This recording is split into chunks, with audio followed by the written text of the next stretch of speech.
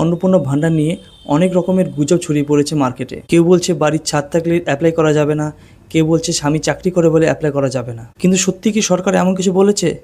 না, একদমই না। সরকার এরকম বিষয়ে কিছু ঘোষণাই করেনি। সরকারের বক্তব্য অনুযায়ী যারা ইনকাম ট্যাক্স দেন বা যারা আয়কর দেন বা যারা সরকারি কোনো ভাতা বা কোনো সুবিধা পান, তাদের ক্ষেত্রে এই প্রকল্পের সুবিধা নাও মিলতে পারে। অর্থাৎ আপনার একটি বাড়ি আছে বলে বা আপনার পরিবারের কেউ চাকরি করে বলে সে এই প্রকল্পের মধ্যে আসবে না, এমন কিন্তু সরকার বলেনি। অনেকেই বলছে এত বড় 13 পাতার ফর্ম কেন?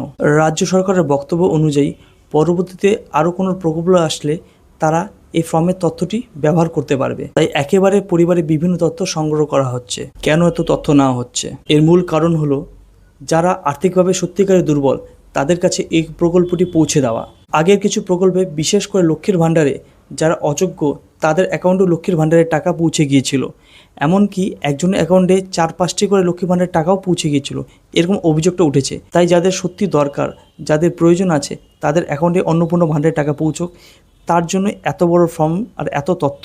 সেখান থেকে অভিজ্ঞতা নিয়ে এবার অন্নপূর্ণা ভাণ্ডারের ফর্মে এত যাচাই পর্ব চলছে। ফর্মটি 12 থেকে 13 পাতার, ভয় পাওয়ার কিছু নেই। ইউটিউবে অলরেডি অনেকগুলো ভিডিও আছে ফর্ম ফিল আপের। তাও যদি তোমাদের মনে হয় যে ফর্ম ফিল আপ করতে অসুবিধা হচ্ছে, তো অবশ্যই কমেন্ট করো, আমি একটা ফর্ম ফিল আপের ভিডিও নিয়ে আসবো। তাই অযথা গুজবে কান না দিয়ে আপনার যদি মনে হয় আপনি যোগ্য অন্নপূর্ণা ভাণ্ডারের জন্য, অবশ্যই ফর্ম ফিল আপ করুন আর জমা দিন। ভিডিও ভালো লাগলে অবশ্যই লাইক করুন ও শেয়ার করুন সবার সাথে। আমি এরকমই ভিডিও আরও নিয়ে আসবো। দেখা হবে পরের ভিডিওতে। ধন্যবাদ।